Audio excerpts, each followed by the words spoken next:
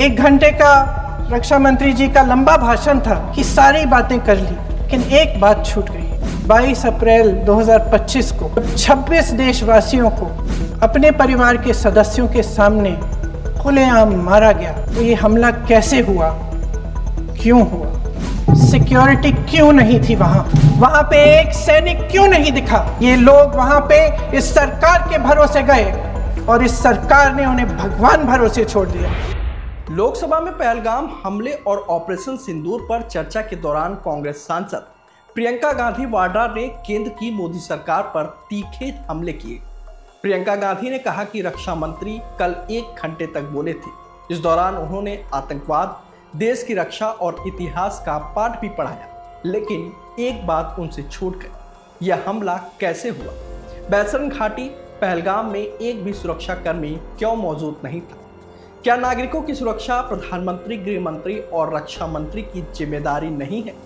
संसद में प्रियंका गांधी ने 2008 के मुंबई हमले का जिक्र करते हुए कहा कि मुंबई हमले में शामिल सभी आतंकियों को उस समय मार डाला गया था। एक बच गया था तो उसे भी फांसी की सजा मिली थी।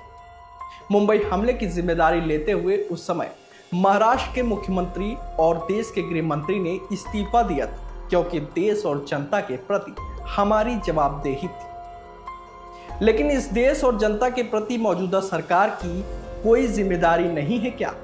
प्रियंका ने कहा कि राजनाथ सिंह के गृह मंत्री रहते हुए उरी और पुलवामा में आतंकी हमले हुए थे। अमित शाह के गृह मंत्री के कार्यकाल में पहलगाम, मणिपुर में हमला, दिल्ली में दंगा, लेकिन क्या गृह मंत्री और रक्षा मंत्री ने अपने पद से इस्तीफा दिया? उन्होंने कहा कि देश जवाब चाहता है और सच्चाई जानना चाहता है कि 22 अप्रैल को पहलगाम में क्या हुआ और क्यों हुआ। सेना, देश और संसद से सच छुपाया गया है। क्या सरकार की कोई जवाबदेही नहीं बनती? इसके अलावा उन्होंने क्या कुछ कहा, आप भी सुनिए। अध्यक्ष महोदय, कल मैं सदन में बैठी हुई सबके भाषण सुन रही थी। आदरणीय रक्षा मंत्री महोदय ने बोला, सत्ता पक्ष के कई मंत्रियों ने बोला। 1 घंटे का रक्षा मंत्री जी का लंबा भाषण था। सुनते सुनते एक बात मुझे बहुत खटक रही थी। उसके बाद जब दूसरे भाषण भी सुने आपके सत्ता पक्ष के, तब भी ये बात बार बार मेरे मन में आ रही थी कि सारी बातें कर ली। ऑपरेशन सिंदूर की बात कर ली, आतंकवाद की बात कर ली, देश की रक्षा की बात कर ली, इतिहास का पाठ भी पढ़ा दिया, लेकिन एक बात छूट गई। उस दिन 22 अप्रैल 2025 को जब 26 देशवासियों को अपने परिवार के सदस्यों के सामने खुलेआम मारा गया, तो ये हमला कैसे हुआ, क्यों हुआ? शुभम की पत्नी ने कहा, कोट, मैंने अपनी दुनिया को खत्म होते हुए देखा।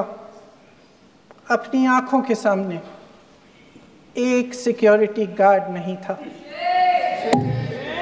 मैं ये कह सकती हूं कि देश ने, सरकार ने हमें वहां पे अनाथ छोड़ दिया था। सिक्योरिटी क्यों नहीं थी वहां पे एक सैनिक क्यों नहीं दिखा? क्या सरकार को मालूम नहीं था कि यहां रोज 1000 से 1500 पर्यटक जाते हैं?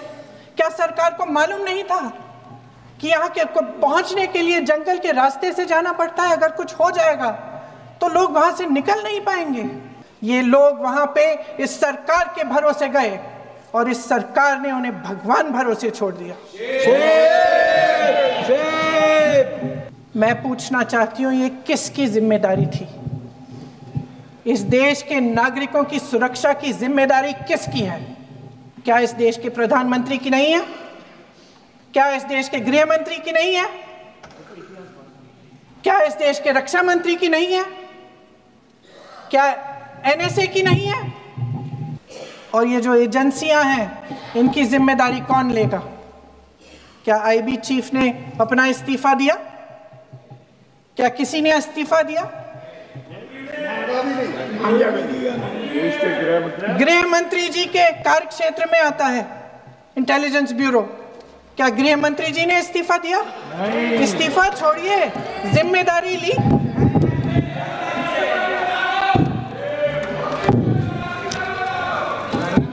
साहब देखिए, इतिहास की बात आप करिए, मैं वर्तमान की बात करना चाहती हूँ। आपको तो एक बहाना चाहिए, आपको तो एक बहाना चाहिए। पूरे परिवार का नाम गिनवा देते हैं। अरे अपनी जिम्मेदारी खुद लीजिए। 11 सालों के लिए तो सत्ता में आप हैं। कल सत्ता पक्ष और आज भी सत्ता पक्ष के नेताओं ने 2008 के मुंबई के हमलों का जिक्र किया, बार बार कहा कि मनमोहन सिंह जी की सरकार ने कुछ नहीं किया। ये तो जानकारी होगी ना कि उसी समय जब वो आतंकवादी हमला चल रहा था तभी उन आतंकवादियों को मार डाला था, एक बचा था और उसको भी फांसी दे दी थी 2012 में। महाराष्ट्र के मुख्यमंत्री ने इस्तीफा दिया। देश के गृह मंत्री ने जिम्मेदारी लेकर इस्तीफा दिया। एक जवाबदेही थी पब्लिक के प्रति, एक जवाबदेही थी इस देश की जनता के प्रति, इस देश की धरती के प्रति।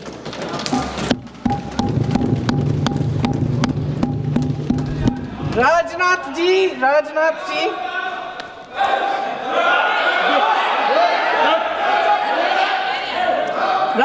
जी तो पुलवामा, उरी और पठानकोट के समय गृह मंत्री रहे थे।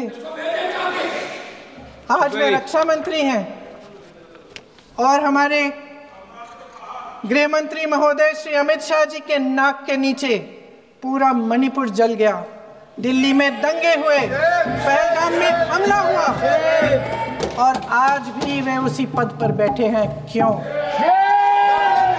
अंबारी से अखबारों के हेडलाइन बनते हैं, मगर कहानी सुरक्षा में की चूक में भी है। आज देश खोखले भाषण नहीं सुनना चाहता, देश जवाब चाहता है, तसल्ली चाहता है कि सच उससे छिपाया नहीं जाएगा।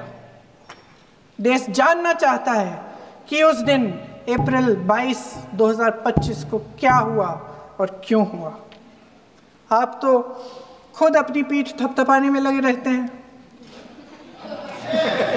सेना, देश, संसद से सच छुपाते हैं।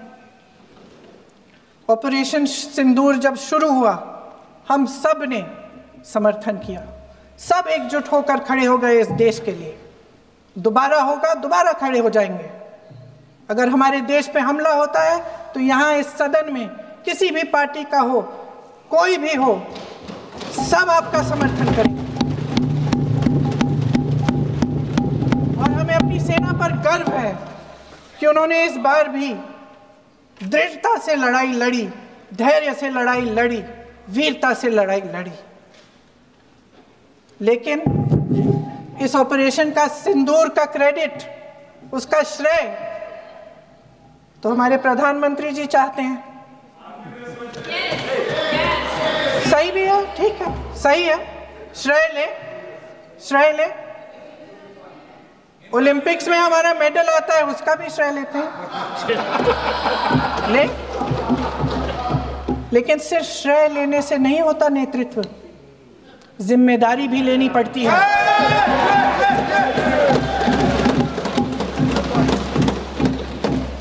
देश के इतिहास में ये पहली बार हुआ, देश के इतिहास में ये पहली बार हुआ कि जंग होते होते ही रुक गई। रुक गई है जी। और इस रुकावट का ऐलान हमारी सरकार, हमारी सेना नहीं करती, अमेरिका के प्रेसिडेंट करते हैं, अमेरिका के राष्ट्रपति करते हैं। ये हमारे प्रधानमंत्री महोदय की गैर जिम्मेदारी का सबसे बड़ा प्रतीक है। आज गृह मंत्री जी ने इस बात पर उल्लेख किया। उन्होंने कहा, उनके शब्दों में उन्होंने कहा कि पाकिस्तान के पास शरण में आने के बजाय कोई चारा ही नहीं था। आपने शरण दिया क्यों? वो आते हैं आपके देश के अंदर, लोगों को मार डालते हैं और आप उनको शरण दे रहे हैं। क्यों दिया शरण? इसका जवाब क्यों नहीं दिया एक भी भाषण में? जैसे ये बात उठी, शरण की बात की हमारे गृह मंत्री जी ने, इतिहास में चले गए।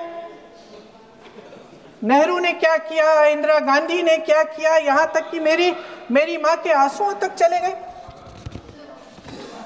लेकिन इस सवाल का जवाब नहीं दिया कि ये सीज फायर हुआ क्यों, ये जंग रुका क्यों, और तब क्यों रुका जब दुश्मन के पास कोई चारा नहीं था हमारे श्रेय में आने के बजाय।